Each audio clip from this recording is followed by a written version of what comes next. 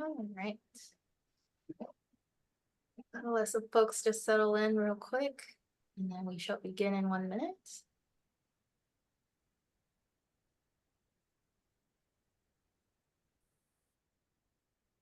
Okay.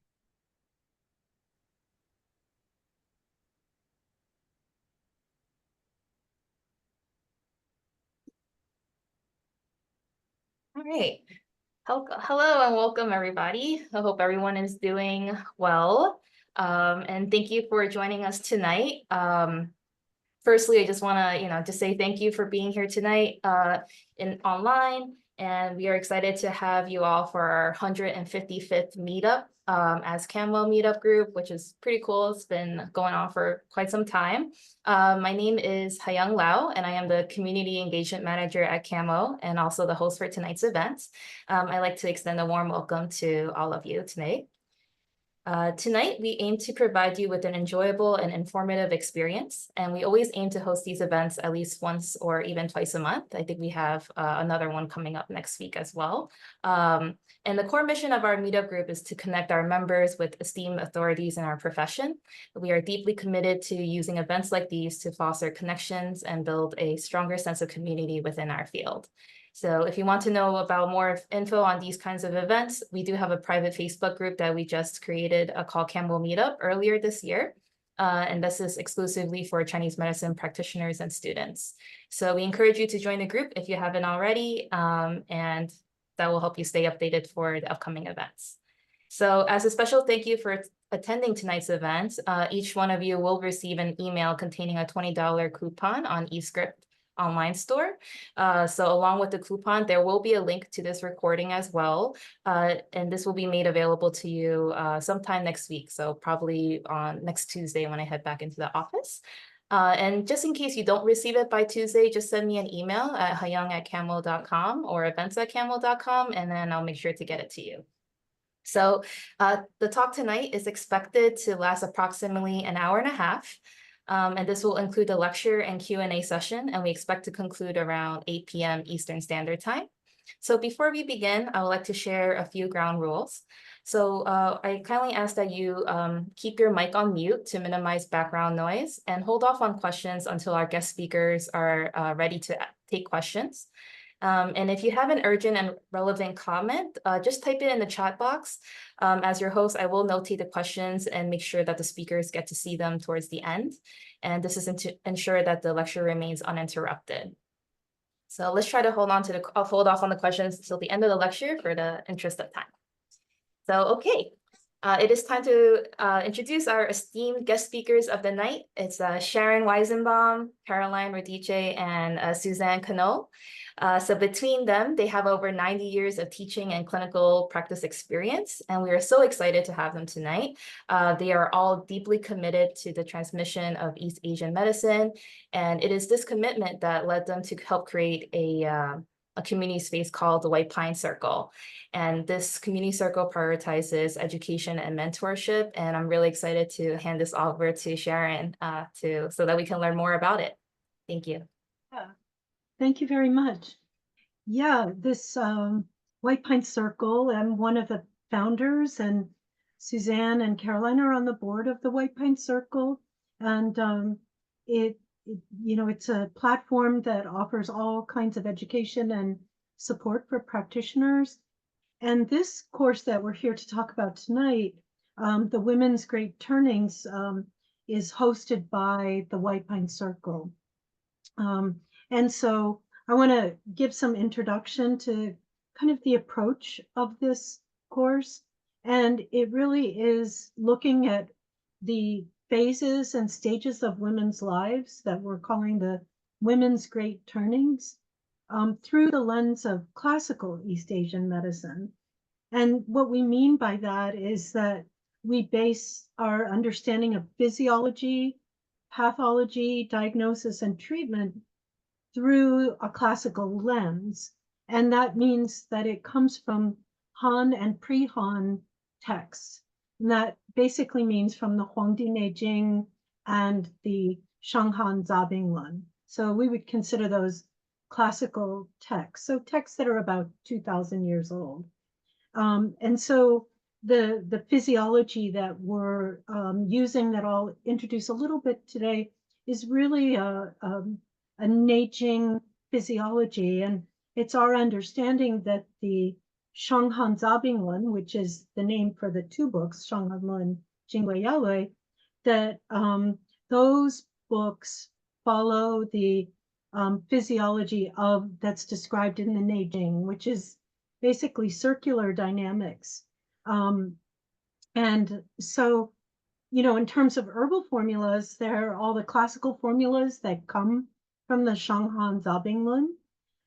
And so there's an emphasis on that, and there's the chapters on women's issues in the Jingwei Yaolui 20, 21, 22 are the chapters.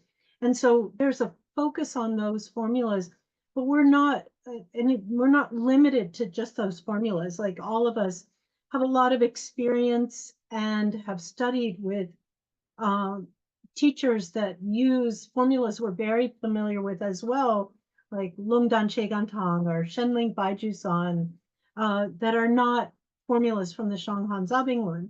But we even look at those formulas through that same lens, the same classical lens. And so, and also we have experiential formulas. Like, I lived in Hangzhou on mainland China and studied with a gynecology obstetrician teacher who had some of her favorite experiential formulas that are just wonderful. Things she sort of, you could say, made up, but it was based on a deep understanding of herbs. For example, I'll just give one example. She has a formula that's called supplement certainty decoction. And it's a specific formula for premature rupture of the placenta from the wall of the uterus, where the placenta starts to tear off. And one problem with the premature rupture of the placenta is that just the sides of the uterus and the sides of the placenta start to congeal, and they can't really be sealed again. And this formula is exactly for that. And it's, I actually have zero experience myself using that formula, but I've taught it to lots of people, and there a good number of my students have come up with this issue, and it's worked every time. So that's just an example of my teacher, Dr. Cho Shamei, some of her experiential formulas. So we're not fundamentalists in terms of classical formulas. We're sort of like whatever works. But all of us have found that that lens, looking through the classical lens, has really increased our effectiveness. So let's see. So in the beginning of the program, I'm going to be teaching the classical physiology, women's physiology, from this perspective. So we sort of have the groundwork to move forward. And I think all of you can get the syllabus for the course, and you can see how it's broken down. And it starts with this physiology, and then how to apply treatment just flows really naturally from understanding the physiology. Physiology is, how do women's bodies work, you know? And then once we really understand that, then, well, what happens when they don't work correctly? It's kind of the absence of physiological movement. And so then how do we correct that? And so, you know, all of this is through this lens of physiology that is as described in the Neijing. And really, the Neijing is completely a book about physiology. And all of that physiology is talking about how we're connected to nature, and especially the circular dynamics of nature. And the Shanghan Lun just fits beautifully into that. And when you understand those circular dynamics, the formulas of the Shanghan Lun, to me, make a lot more sense. So I'm going to share my screen just briefly and just introduce the physiology for a moment before I hand it over. Let's see. Okay. You see that full screen? Does that look okay? Okay, Yes. great. So it starts with a particular orientation, and it's an orientation that Qi Bo in the Neijing invites us to. And Qi Bo says the sage faces south. And to me, it means like, if you want to be a sage, face south. Like it's an invitation to us, how we can be a sage in our medicine. And what happens when we face south is that the yang rises on our left. So if you imagine yourself facing south, you'll see that on the left is where the sun rises, and on the right is where the sun sets. And at night, when the sun is beneath the earth, then that's behind and below us. So there's this basic orientation that the Neijing really starts with, that really establishes these circular dynamics. So you're standing there on Earth facing south, and there are these circular dynamics going around you. So upward and outward movement in our bodies relates to the east, and downward and inward movement relates to the west. So it's pretty simple. So then we have the 5 phases. And what are the 5 phases? We know that it's wood, fire, earth, metal, water, but what do they mean? And the 5 phases really means the birth of something. That the wood phase is the birth of something, the fire phase is the development of something, the metal phase is the decline of something, and the water phase is death or storage, like acorns get stored below the earth in order to then be born again the following spring. So I like to call them the 5 phases because these are phases: birth, growth, decline, completion, or storage, or death. And of course, the earth phase we could put after fire, but it's also the terrain around which all these circulations happen. So we put it there in the middle.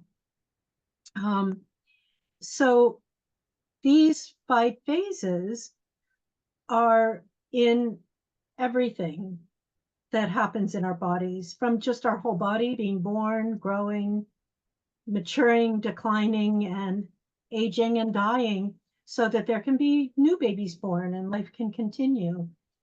And also in women's health, the 5 phases are there as well.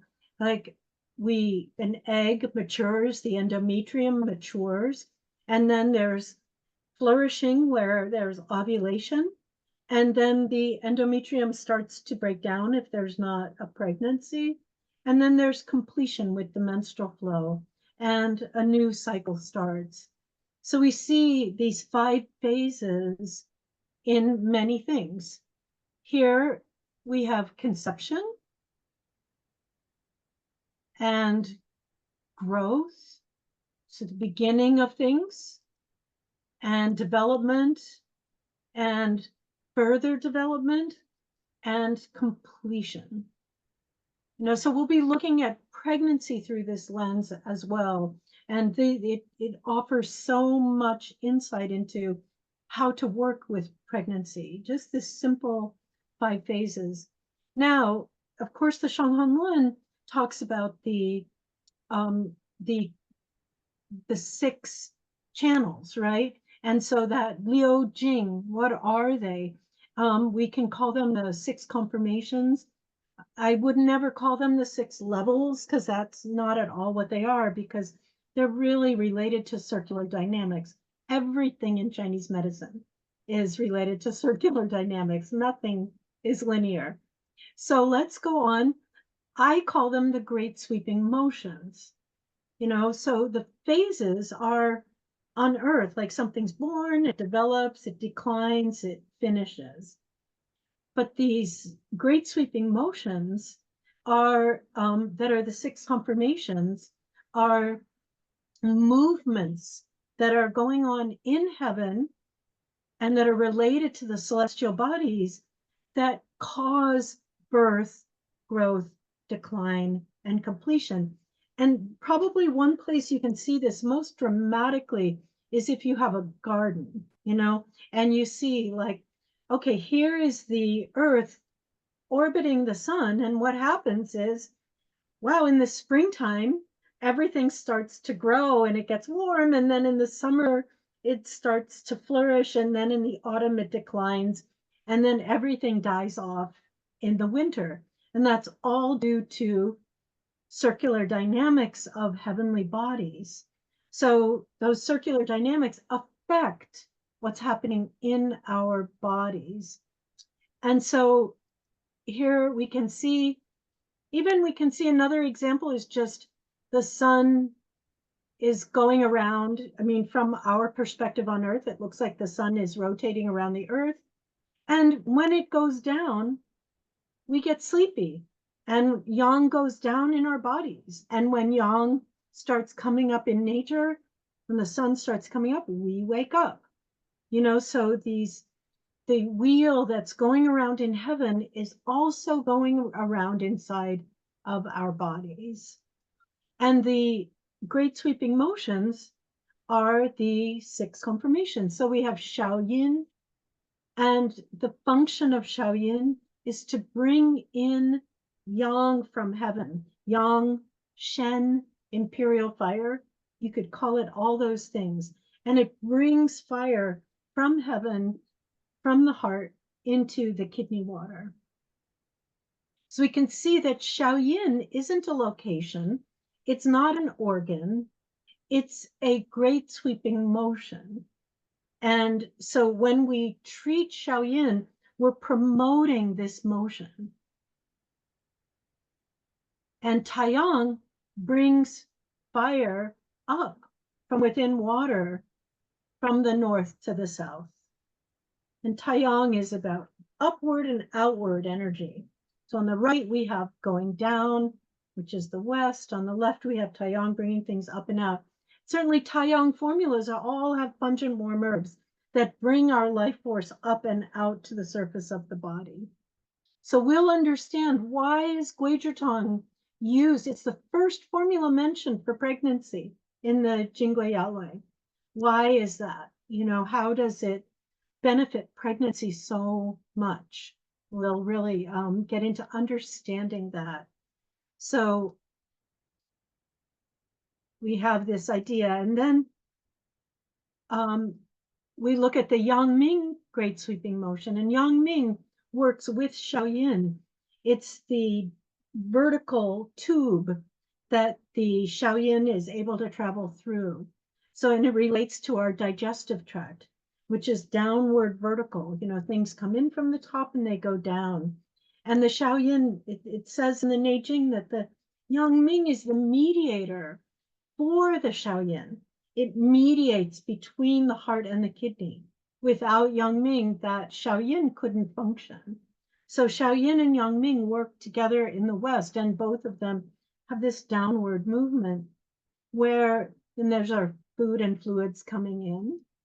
And then the Zhuiyin is also the mediator on the left for the Taiyang going up.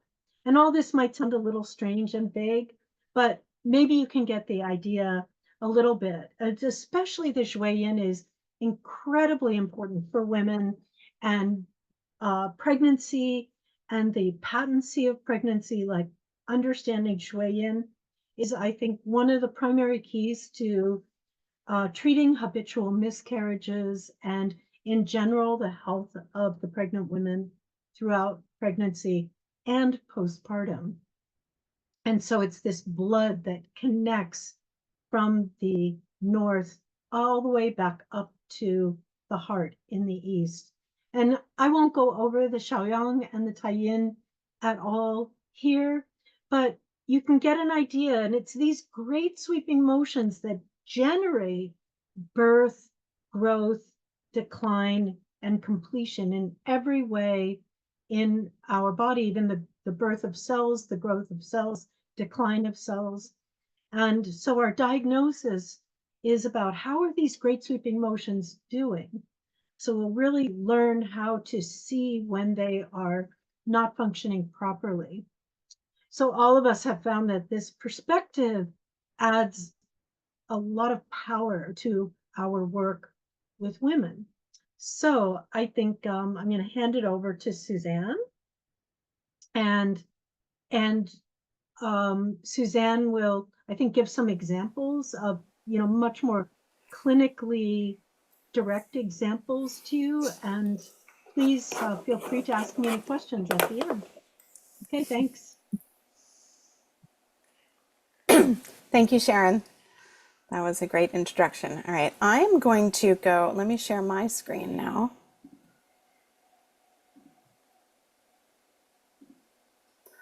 So I thought that I would just pick one of these great sweeping motions to talk about and tell you a story about a patient, and demonstrate the ways that we go wrong when we're not using this method, and how easy it is to jump to conclusions, especially with fertility patients, and some of our older fertility patients, and how we jump to conclusions and we actually miss what's going on if we don't look at the whole picture and this whole cycle of movements that's happening. So I wanted to talk about what happens on the west side of this wheel, this beautiful wheel. Mine is not as beautiful as Sharon's, but still these beautiful movements that are continually moving in our body on a daily cycle, the monthly cycle, the pregnancy cycle, and then of course our life cycles, right? So in the West, we have these two movements. This is where the downward movement happens. If you can see my cursor over here, this is the downward movement that propels the movement of the wheel downward, and then will propel the movement back up as the wheel keeps going. And we've got two movements. We've got the Shaoyin movement and the Yang Ming movement. The Shaoyin movement, as Sharon explained, is this pivoting and this downward drawing movement that allows the connection between the heart and the kidney, or the fire and the water. And the end result of that connecting allows fire and water to consolidate and to integrate. That integration then of fire and water becomes the physiological fire and water of our body, the yin and the yang, the blood and the qi that powers our body, right? So this connection that happens on the West is essential to everything else that's going to happen in the growth phase in the East. So that connection from that Shaoyin connection is mediated by Yang Ming. And the Yang Ming pathway is this downward moving, opening through pathway that allows that connection between the heart and the kidney. It actually allows everything to come into us, right? The food and the water that gets absorbed, the fire that comes through heaven, our interactions with people, and all the things that come into us. It allows all that to come into us. So the Yang Ming tube becomes essential to the turning of this wheel. So let's talk about how that's going to affect gynecological health. I have this slide which just reiterates what's happening with the cycle. And so we've got the growth phase in the wood phase, we've got ovulation and fruition at the top, and then we've got the breakdown and the descending in the West, which is what we're talking about. And I'm going to talk about a case in just a minute. And this descending in the West allows for discharge. So when this downward movement is going through Yang Ming and Yang Ming is open through, we get effective and efficient discharge. And that's important because in the menstrual cycle and in all our cycles, but it's easy to understand in the menstrual cycle, we have to be able to empty efficiently. And this Yang Ming pathway being open through allows us to empty in order to consolidate and regroup at this phase, which is the storage phase, right? The water phase, and then grow again. So the opening through of Yang Ming is essential to the functioning of the whole menstrual cycle. So we can see our wheel moving here. And then I'm going to skip over the next slide because it's actually not that helpful, and go into this picture of Yang Ming to just reiterate what Yang Ming is doing, right? Yang Ming is the mediator and the pathway. It discharges so that that discharge and that emptying, which includes both the bladder and the intestine, as well as the uterus, can discharge in order to bring closure and consolidation in storage, which is that Shaoyin connecting. So that all needs to happen via Yang Ming. So then what happens when Yang Ming is pathological, right? When it's not functioning, we say Yang Ming is the domain of excess. And excess means, sorry, I lost my notes there. Excess means accumulation or blockage. Yang Ming must open through. When it can't open through, it's blocked, right? And what is blocked is the physiological function of opening through. So Yang Ming patterns are a failure to go down. We get stagnation, we get pain, we get fullness. That generates heat. That heat can agitate the spirit, dry up the fluids, and start affecting all these other parts of the body. And we can see how in gynecology and in our cycle, how that kind of stagnation is going to affect the period itself. We can have dysmenorrhea, we can have amenorrhea, we can have scanty bleeding, we can develop masses and lumps like fibroids or endometriosis. All these things can happen because of that stagnation, because that stagnation builds up over time and it stops the wheel from turning. So we can see these patterns in gynecology very often. And I find that with students who are coming to me that this is often misdiagnosed or mistreated. We get these patients who are having fertility problems and we treat them with kidney tonics or fertility formulas without really paying attention to what's going on with this pathway that's resulting in the fertility problems. So when we have a Yang Ming pattern, what do we need to do? We need to open up that which is blocked. So Yang Ming formulas are fairly strong formulas. You know, the ones that you've learned, like Da Cheng Qi Tang, and these types of formulas are fairly strong formulas that will unblock the blockage and open through in that west movement. And then we assess what's going on with the blood, the fluids, and the qi mechanism. But that which is blocked needs to be unblocked. So this sort of reiterates what I just said. We can see then in gynecology, when we've got this kind of blockage, it can cause all sorts of problems. We can get, when that connection between heart and kidney is not happening, we can get fertility problems. I see frequent miscarriages happening. It can lead to painful periods, like I said, lack of periods, scanty bleeding. It can also cause a lot of heat, and that can cause excessive bleeding.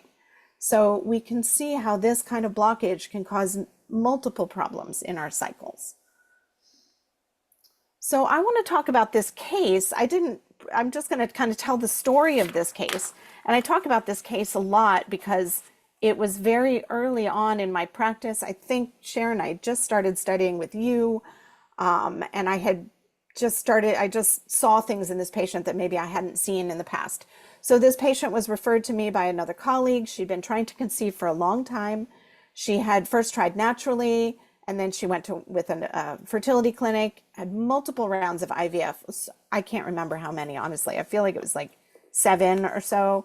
She'd gotten pregnant a few times, had multiple early miscarriages, and now her doctors were saying she would have to do an egg donor cycle if she ever wanted to get pregnant. So she's sort of at like her last hope. You know, this is her last hope kind of situation. I'm sure that those of you that do fertility medicine have seen this. This is, you know, common that these patients come to us like this. So what I saw when this patient came in, just the notes that I had from the other practitioner that I got the patient from were not remarkable. It seemed like she was being treated with sort of standard fertility formulas where you build blood in the first half of the cycle and then, you know, support yang in the second half of the cycle. So she was on fairly standard fertility formulas. And like I said, nothing had really worked yet. So what I saw when she came in the room was a tired woman. She had been on a very long journey with many, many cycles of hormones and the miscarriages. She was tired, but she was robust. She had a strong frame, a good spirit. She had, you know, you could feel that she was a robust person, even though she was tired. She had a lot of extra weight on her, not extraordinary a lot, but she talked about it. She said every time she went through the IVF or got pregnant, she gained more weight. So she looked soft around the edges, let's say.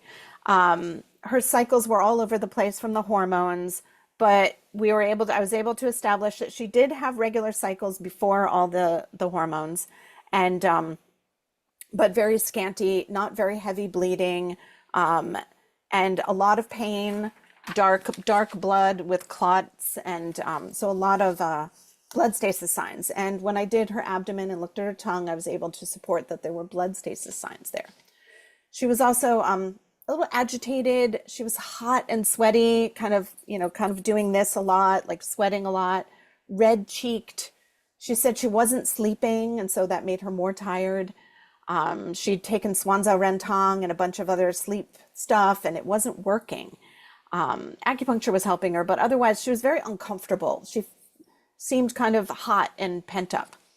And so I did abdominal diagnosis, and her belly looked really soft and, kind of squishy, but then I palpated and it wasn't. So I'm so glad that I palpated, because I had just learned abdominal palpation, and her belly was hard and it was tight and tender. Like she didn't like it to be touched. She didn't want me to touch it. So then questioning her a little bit more, it turns out that she had chronic constipation, fairly severely, like wouldn't go for 5 days on end and just little hard pellets. And then she would get frustrated and uncomfortable, and she would take Senna and just clean everything out, and it would just keep going in this cycle.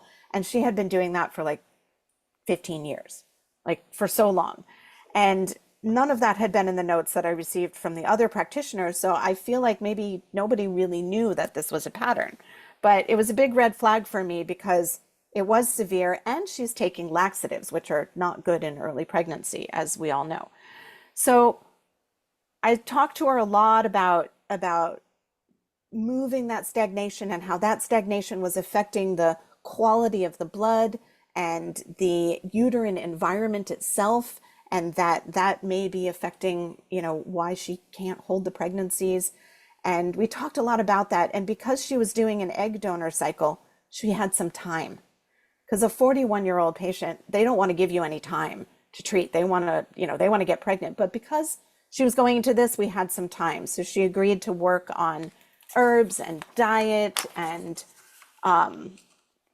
we did castor oil packs, we did abdominal massage, and we really got it moving. And I had given her a variation on Tao He Cheng Qi Tang. So my treatment principle was, let's open this yang ming via the bowels and invigorate and improve the blood. And we used variations of Tao He Cheng Qi Tang for a little while until things got moving.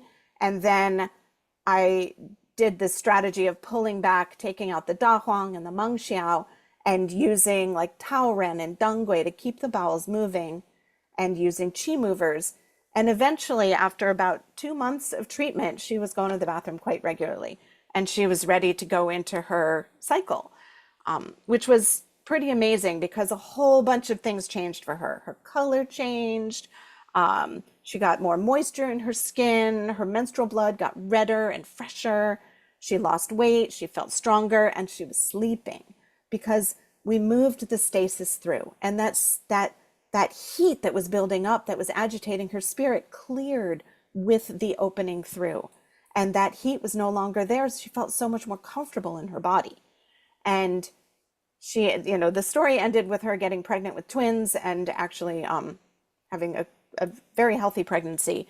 And it was great. So that yang ming pattern had affected the quality of her blood, creating blood stasis. It had affected that connection between the heart and the kidney, or the heart and uterus.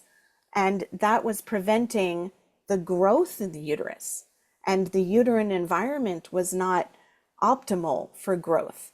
And when that stasis, having all that blood stasis, it doesn't allow for the making of fresh new blood, which then is going to affect the wheel on the other side, and the ability of the next phase, that upward growth and the creation of life, right?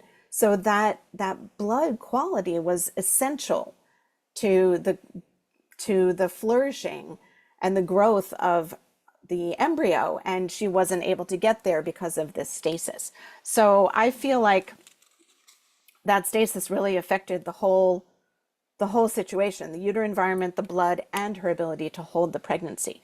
And once we got things moving again, she was able to grow and flourish and have a healthy pregnancy.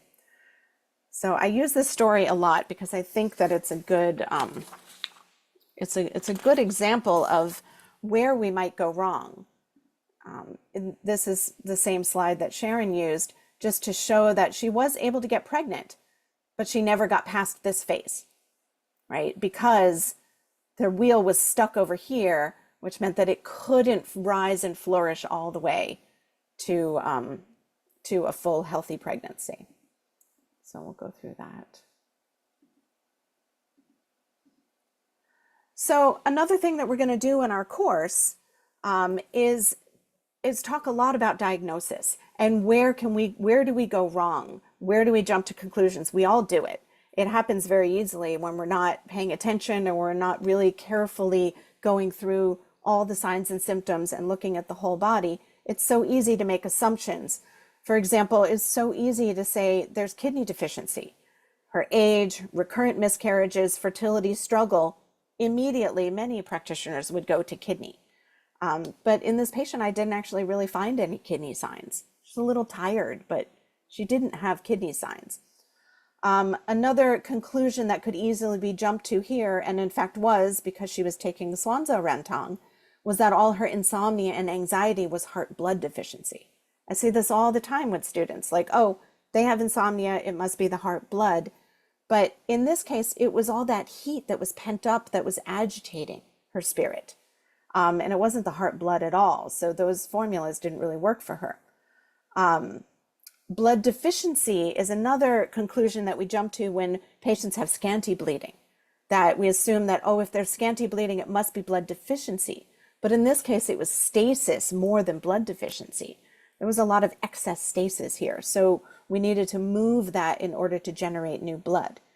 And we also, it's very easy for us to put too much emphasis on Western diagnoses, poor egg quality, low ovarian reserve.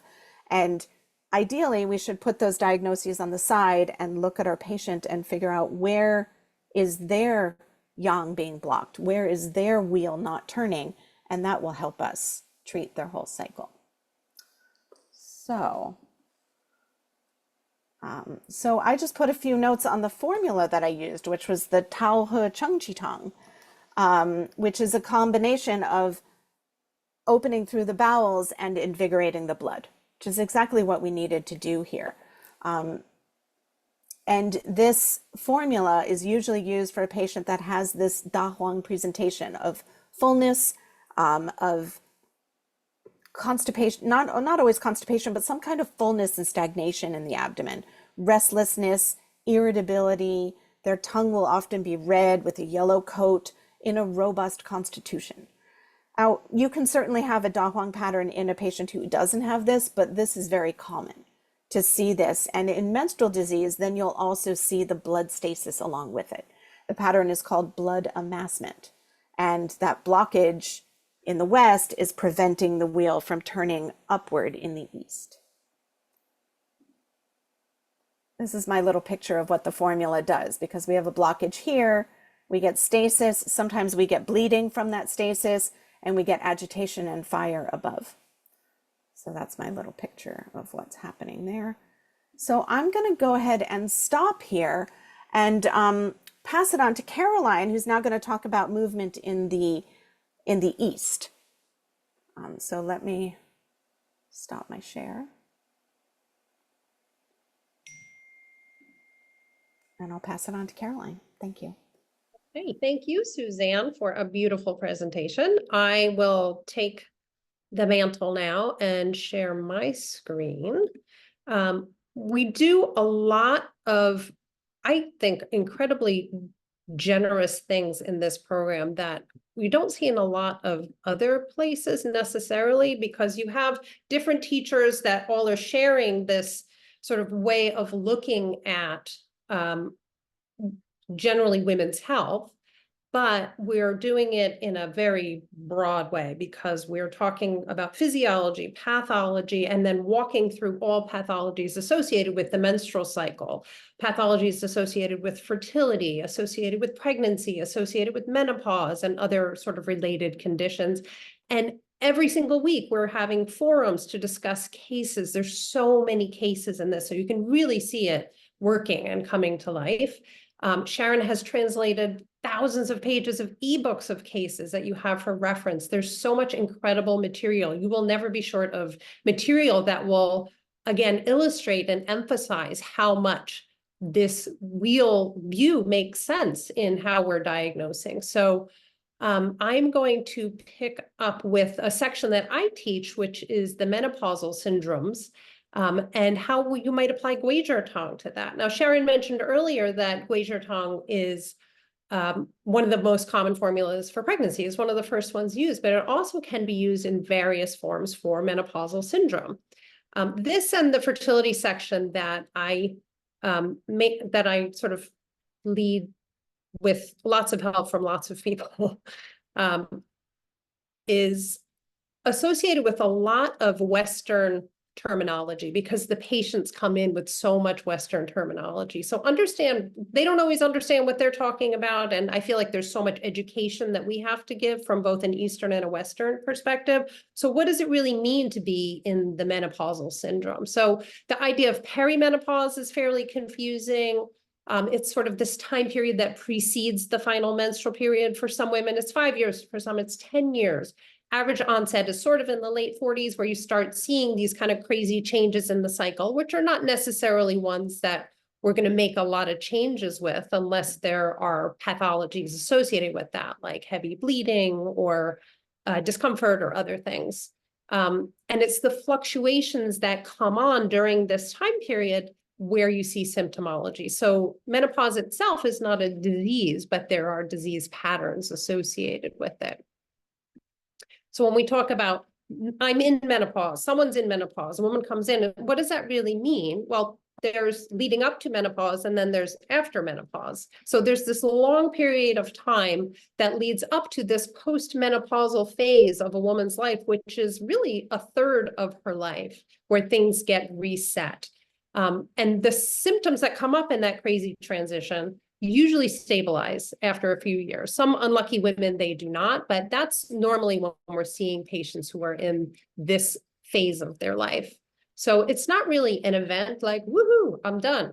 There's no end to this. It is a slow wind down and a slow wind up. So how is the wheel changing during this sort of changeable chaotic period? So, officially 12 consecutive months, no vaginal bleeding outside of pregnancy and breastfeeding and other times where it would be considered normal.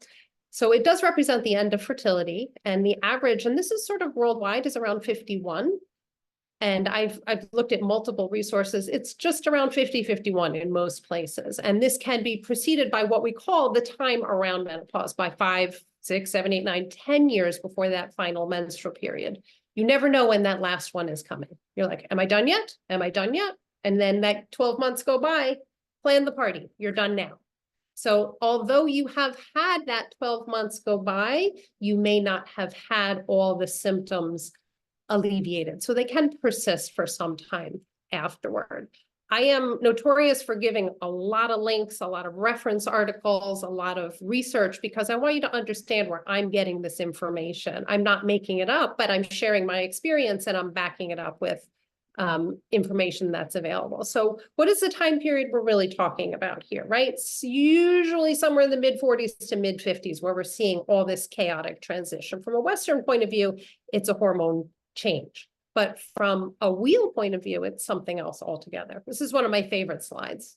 Everything's fine, cruising along, regular menstrual cycles, and then you enter mad chaos. This is when the patients show up at our door, when things just get kind of fluky.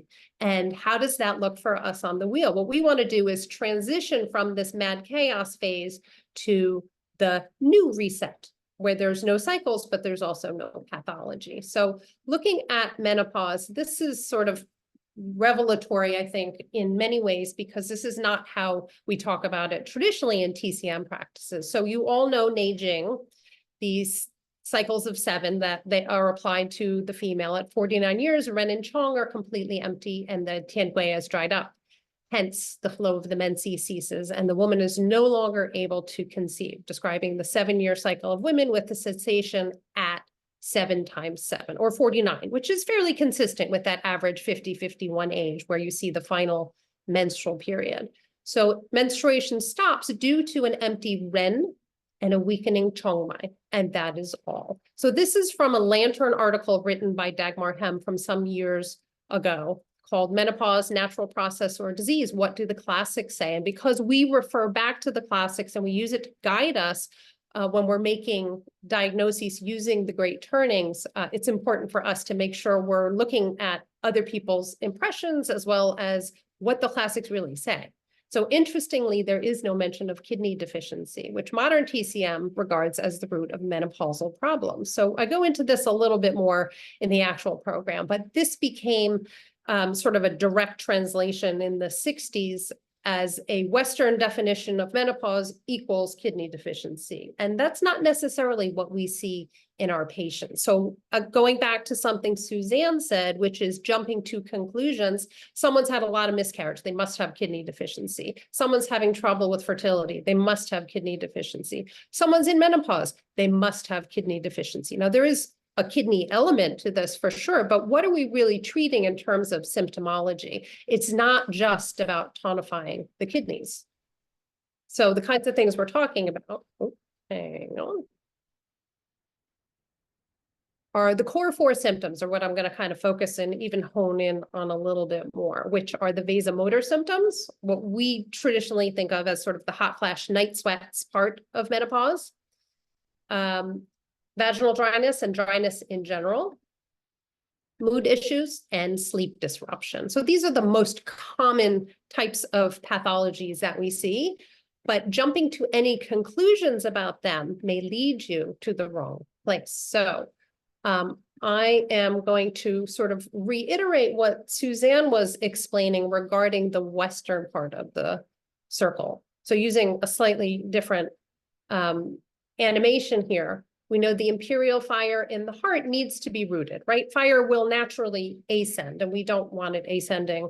We want it to descend and root into the kidneys as ministerial fire. So as long as that is rooting, it can perform all the physiological functions that we need to perform, to transform everything we're taking in, to transform food and fluid, to create, integrate yin and yang, create good quality blood, and then reconnect and express back out again. So functionally, we bring in as long as the pathway is open. So this is what Suzanne beautifully described is the Yang Ming pathway, allowing that fire to get into the right position. So as long as that pathway is open, we have a way for that fire to get down to the kidneys. We also have a connection through the Xiaoyang as we move through Yang in the circle. Xiaoyang exists to help pivot that fire.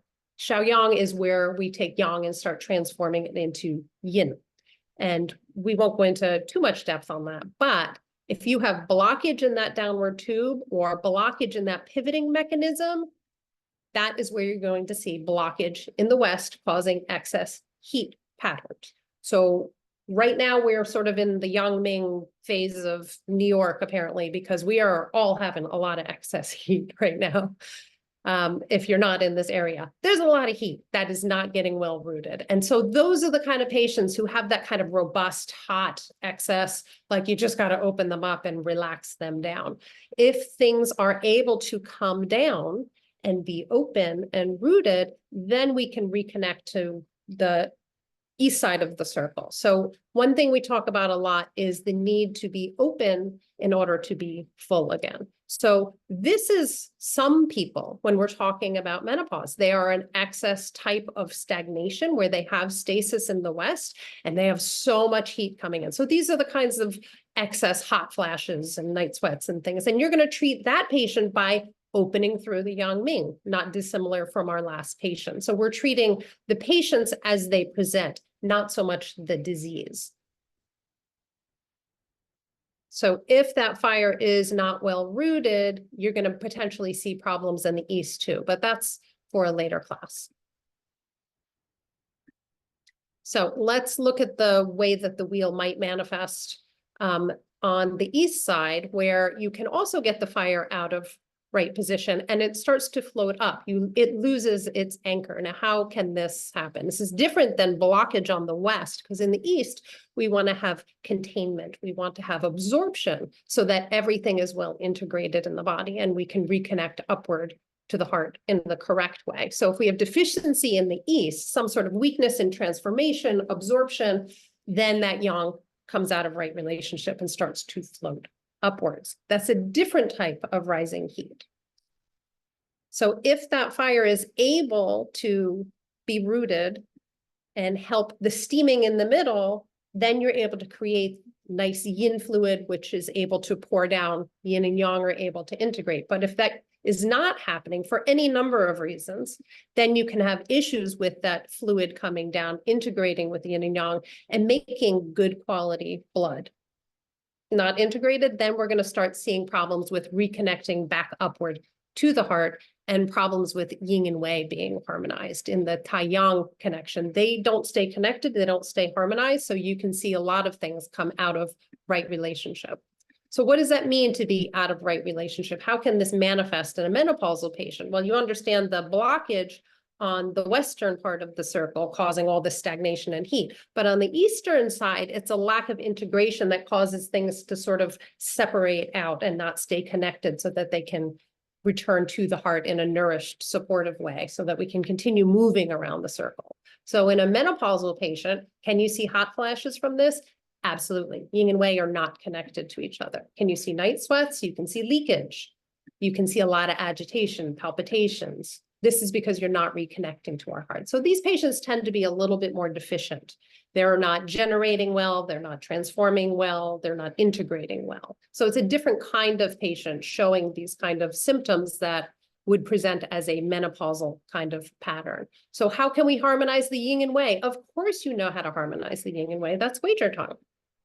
So we have Guizhi, which will help bring up to resolve with Bai Shao. So these two work together to help integrate, reintegrate the yin and wei. But really what is at the root of this problem is coming from the center, how well we're able to transform and steam so that we can create good quality yin and yang integration so that they can move up through the blood and the eastern part of the circle. So this is the Jiang, Sao, and Sao part of our picture. I did a whole lecture just about these three herbs on the white pine circle. If you're a member there, they're just so important to so many functions in the body, but particularly in Guizhi Tong is one of the best manifestations. So we have this reintegration of the yin and wei and the support of all these warm, steamy, nourishing herbs that are going to help support the growth and transformation so that things stay integrated, yin and yang stay integrated, blood gets well nourished, and that we're able to return back up to the heart in an integrated and not dissociative way, where you have hot going this way, sweat going that way. So one of the formulas that's a variation on this that I use a lot clinically, not just for perimenopause and menopausal patients, but in many, many women's health disorders, is a variation where you add Longwu and Muli, Guizhi Jia Longwu Muli Tang, which adds, depending on who you talk to, often I do between 15 and 30 grams, depending on the severity of the symptoms, and sometimes Duan Longwu and Duan Muli, if there's a lot more leakage and I really want to astringe, I use the weight and the heaviness to help astringe, but also settle down some of that floating anxiety and agitation. So if there's more leakage and more agitation, more separation, you can use the weight of these minerals to bring them down. So Suzanne talked about a Da Huang type of person, which is a lot more excess type of person. This is a little bit more of a deficient type of person. If you're familiar with the Huang types, this is the sort of deficient version of our menopausal patient who's generally a little more pale and achy, clammy, agitated, anxious. You can picture this person. They have a certain vulnerability to them, and they just have a really general sense of anxiety about them. They just present as a little more frail and fragile. So we have our Jiang Zhao Cao together with the harmonizing Guizhi Bai Shao and these heavier handed Longwu and Muli. So an illustration of a patient who might present with this kind of syndrome. 49-year-old white female presents with hot flashes and night sweats, some anxiety and agitation, and difficulty sleeping. On observation, your patient is pale and generally runs on the cool side, except during a hot flash. One of my favorite patients ever who was cold all the time, and she loved having hot flashes. She was kind of unique and unusual in this way, but she's like, oh, I feel so alive when I have a hot flash. I will tell you that's the exception. In most of my deficient patients, it's really agitating, even if they run on the cooler side. So she has started seeing some irregularity to her cycle. The timing is one of the first things that will change, and the bleeding in her case started becoming quite a bit less. Not necessarily something we need to correct. So she's describing these hot flashes and sweats about 5 times a day and about 2 to 3 times at night. And she gets this sense of vexation and agitation with it. And for many of my peri and menopausal patients, that's more disturbing than the actual hot flash. It's this general sense of anxiety that comes with it. She can wake up easily from this and have a hard time falling back. She's otherwise in pretty good shape. She doesn't have a strong appetite. She does tend to have a little bit of a soft stool, so there's some middle burner, not really strong. So you can see where the tie-in or the spleen transformation could use a little support. And she describes herself as generally anxious. So looking at her objective signs, we see that her pulse is a little bit thin, but not too pathological otherwise. And her tongue is a little bit pale and thin, has a little redness in the tip, which you would generally see with somebody who had this kind of agitation and flashing, and a little bit tense and jumpy in her abdomen. So I diagnosed her as having this tie-yang, tie-in kind of pathology where she's not integrating well in the middle, and her ability to reconnect and integrate as she comes up through the tai-yang in the east is disjointed. So we need to reintegrate the yin and wei with the Guizhi tong and add the Longomuli, and then a separate, if she needed Swanzhou Ren tong at night, sometimes was a little extra help, but not always. So she could take the granules during the day and just add the pills later on at night if she needed to. And it's such a wonderful formula. It's really settling, it's really nourishing, it's well tolerated, and it's not a kidney tonic. Like there are times when Zhibai Dihuangwan or other kidney tonics might be useful, but she's not showing a lot of signs of kidney weakness, right? I don't have a lot of leakage in the lower. I don't have a lot of bone or back or other things that are telling me definitively kidney, other than she's a woman in transition. And some of these transitional patients we'll see manifesting in other parts of the wheel. Maybe sometimes they're more Xiaoyang, or maybe they're other things. So we'll compare and contrast what kinds of symptoms you'd expect to see. Because ideally, again, you're treating the patient and not so much the disease itself. And with that, I'm going to stop my share and open up questions for anyone who might have them.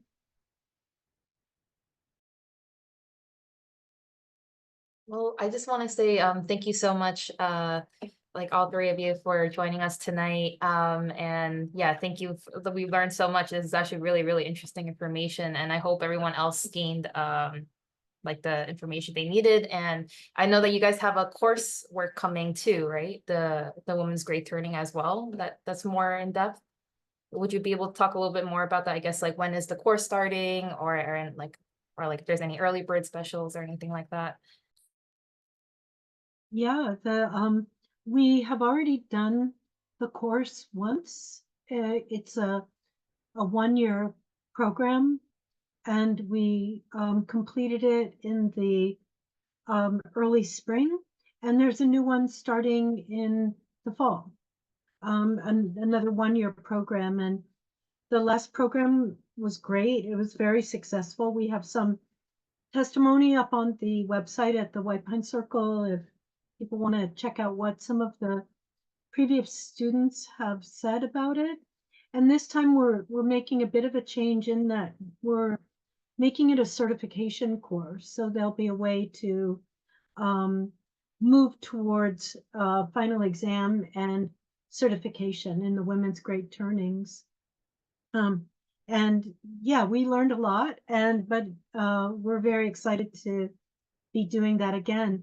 All of the dates and the syllabus are up on the website, sort of what the different courses are within the 1-year program. And who's teaching that course, what the dates for those are. But altogether, it's a year-long program. Yeah, and does anyone have any questions about the program? It was hard to kind of do a 1 hour plus thing to, we had to both teach something, but also give people an idea about what the program is like. So, I hope you learned some little helpful tidbits in your work. But we're happy to answer any questions that came up or about the program.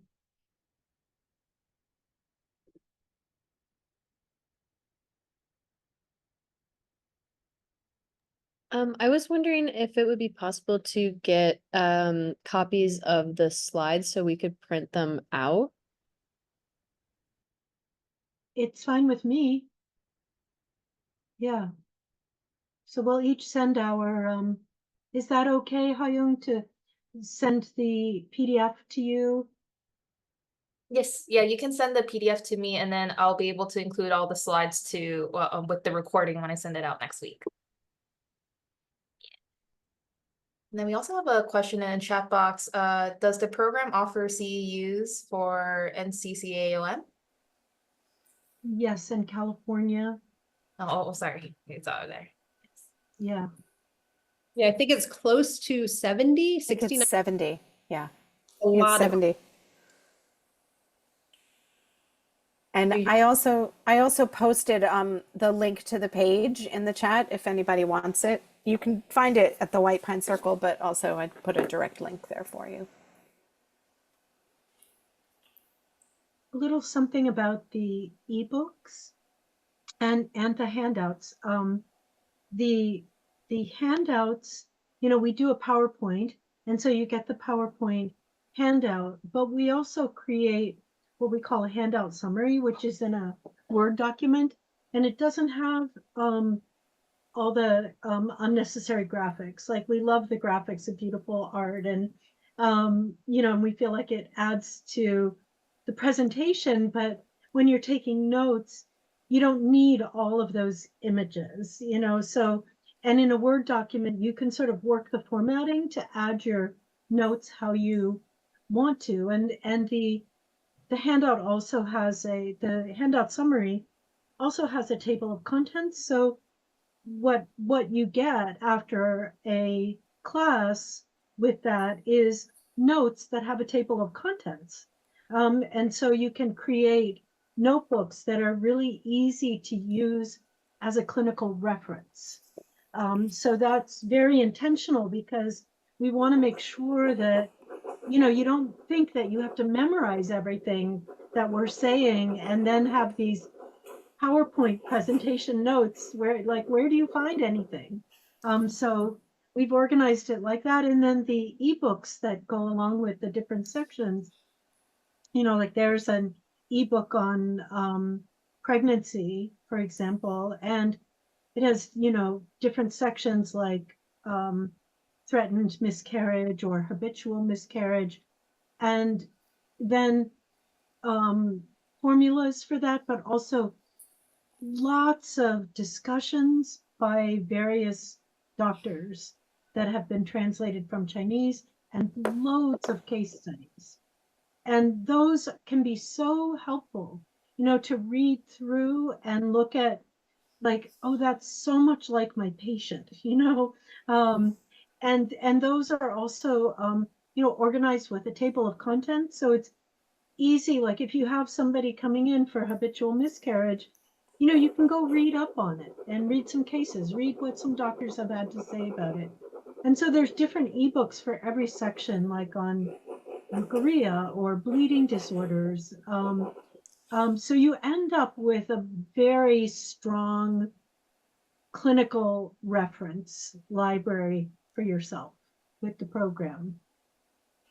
So I think that that's a really unique and important aspect to it.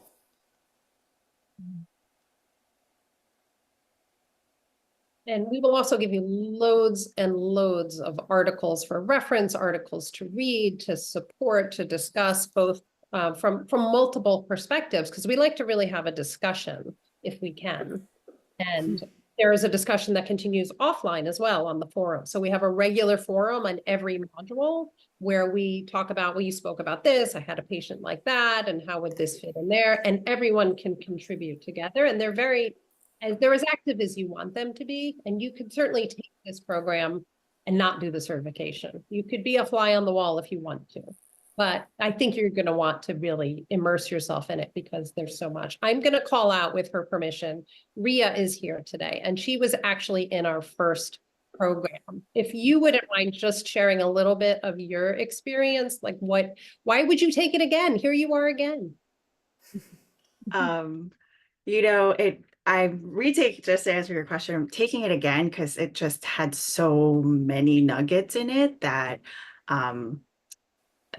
like, part of the reason I'm here is because every time I hear about the wheel, I understand a little bit of piece of it that kind of creates the picture. And I really loved how that was reinforced in the course. And it made me see women's health in a very different light. And, we weren't taught this way in school. And so it really opened my eyes to even just looking at, like when Sharon just said, they're not levels, they're different parts of a wheel.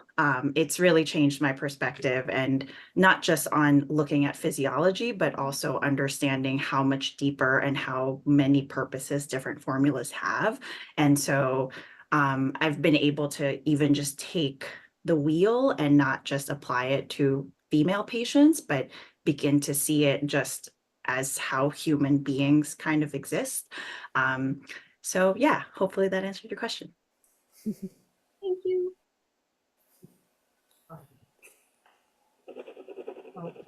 Thank you so much, everyone. If there's any additional questions, please shout it out now, or you can even top it in a chat box.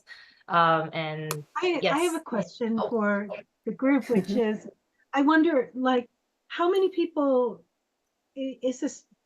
This is the first time you ever heard about circular dynamics in physiology and diagnosis. You could raise your hand if you're, or you could write in the chat. So the first time, yeah, and a question like, what's that like for you? Like, did it make sense, or was it sort of like, was it an aha moment, or was it like, this makes no sense to me? If anybody wants to say something, who raised your hand, maybe, yeah.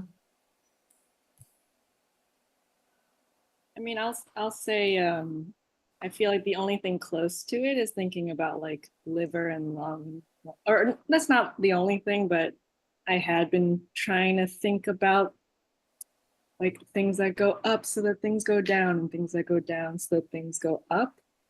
But seeing it applied to the 6 conformations, I had not come across that before, and it feels like it makes sense, even though I'd never felt that to me. Uh-huh. Like, there's a kind of common sense in it, isn't there? Yeah. Anyone else? I feel like my school taught things the way that you all were talking about, with, making assumptions. So it was definitely new information for me. And I'm curious about the rest of the cycle for sure. So Yeah, in some ways, symptoms and diseases are the biggest red herrings, aren't they? That can get us off into the wrong direction, like, how do you treat fertility? How do you treat threatened miscarriage? And the really good news is that you don't treat fertility or miscarriage. You always treat the wheel. It's the same for everything. You diagnose everything according to these conformations and see how that then is affecting birth, growth, decline, and storage. And so in some ways it makes it so much easier. Yeah. it seems easy to get protocols for treating fertility, but when they don't work, that's not easy. That's hard. That's hard in the clinic. I just wanted to say thank you all. It's so confirming to have, strong, intelligent women teachers and interpreting the classics in a way that I can really get into and feel like it's making more sense and not just some obscure, ancient text that was probably written by a man. You know what I mean? It's just really confirming. And so I appreciate all of your time. You're so welcome. Yeah, and the classical texts for me, like they did seem really obscure and cryptic and bizarre, and they didn't really relate to anything I was doing in the clinic. But as the circular dynamics, as I started to understand that, all of a sudden, like, oh my God, the Neijing makes so much sense. They're being so clear and they're trying so hard to help us. The Yellow Emperor and Chibo are like, this is so important to them. They really want us to get it. And it's exciting to feel like, oh, that I think I'm actually getting the transmission from them, and I think I'm understand what Zhang Zhongjing really wanted us to understand. And when you give one of Zhang Zhongjing's formulas like Guizhi Zhao Longgu Tong or Tao He Chengqi Tong, and it works for somebody, you're like, oh my God, he wrote that down 2,000 years ago.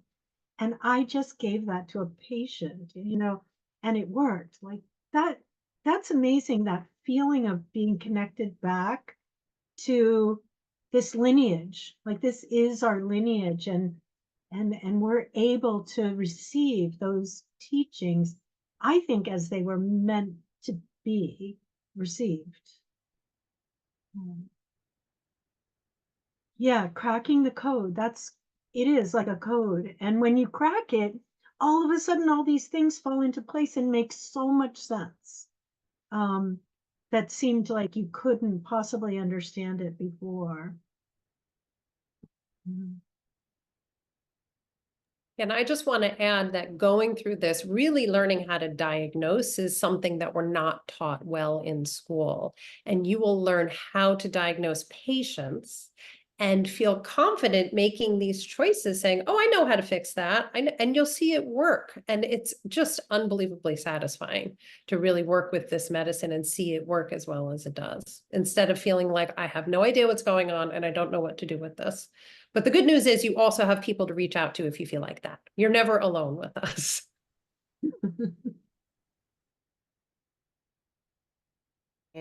Part of what we're doing in this course and also in White Pine Circle, but is trying to create a community so that we can help each other.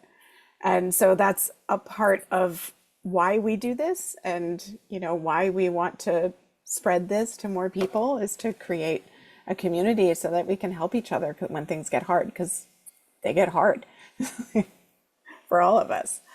And what Caroline was saying is that once you understand how to diagnose really well, it makes it all less scary. You'll have patients come in with, like, I have a patient right now with a brain tumor, and that's not scary to me anymore. Whereas before I knew how to really diagnose a person, a brain tumor was terrifying, or some obscure disease would be terrifying. And now that I know that I'm just working with a person and know how to diagnose them, it's not so scary. And it's comforting. And just to chime in on what you guys said about the helping each other, I found the forums to be one of the most valuable aspects of this course last year. Just seeing what other practitioners with varying stages or just varying amounts of experience, especially for someone like me who didn't have experience at the time, just reading those and seeing those come through every day made me less and less scared of oh, there's actually a community out there that I can reach out to, even though I didn't participate that much in the community last time. It was just really helpful to know that it kind of encouraged me to be like, okay, I'm not alone in this, and that there are other practitioners who sometimes they're seeing something that I had seen in the student clinic. So that was really helpful. And I also want to say, going back to something Suzanne said, that part of the White Pine Circle in general is, there's lots of different learning platforms, but one thing we really want to preserve is sort of this connection to Chinese medicine, and there aren't a lot of classes on, treating poor ovarian reserve, or, where it's not integrative medicine in the White Pine Circle. We're really looking to promote the depth of what Chinese medicine can do, and I think sometimes it gets integrative when we don't actually have a lot of confidence in Chinese medicine. And I think one reason we don't have confidence is because we're not really practicing it at the level of a complete medical system that Zhang Zhongjing knew it was, and so part of, it's almost like, anthropological exploration and digging into history to try to preserve this beautiful medicine that's incredibly powerful. And just echoing what Carolyn said, like, I've done a lot of teaching on and have treated a lot of patients whose main complaint is cancer. And, something that's that scary, and the extent to which you can help these people with this medicine. And it's really by applying these classical principles. And so that's one of the purposes of the White Pine Circle, I think, is to really promote Chinese medicine in its own right. What can you do with Chinese medicine without watering it down? And yet we also appreciate Western medicine in its own right, and so being able to read lab tests and understand the language of our patients is great, but we don't promote drawing diagnostic conclusions from Western medical texts. Our form of diagnosis is from the patient that's presenting to us, and our Chinese medical diagnostic methods. And then we can often explain Western medical test results with our Chinese medicine diagnosis. We can see why they have, high FSH or high cholesterol or something like that, but we treat it based on our own diagnosis. So it's something I really love about the White Pine Circle in this course. I love that. I think it sounds very valuable, that the things that you have to offer in your program. I mean, especially even for me too, I'm a student right now at Pacific. So this is my first time hearing about how the 6 levels is not levels, but more circulation and like waves, I guess I remember you calling it. And I still don't understand it fully, but I hope to keep on revisiting it, and also, joining the White Pine Circle too one day, when I have a little bit more, fundamental knowledge. Yeah. Okay, it might be getting close to the end. If nobody has any other questions or any thoughts that they want to share, or any thank yous, if there's no other stuff, then I can close this meeting officially. And I hope everyone has a good evening.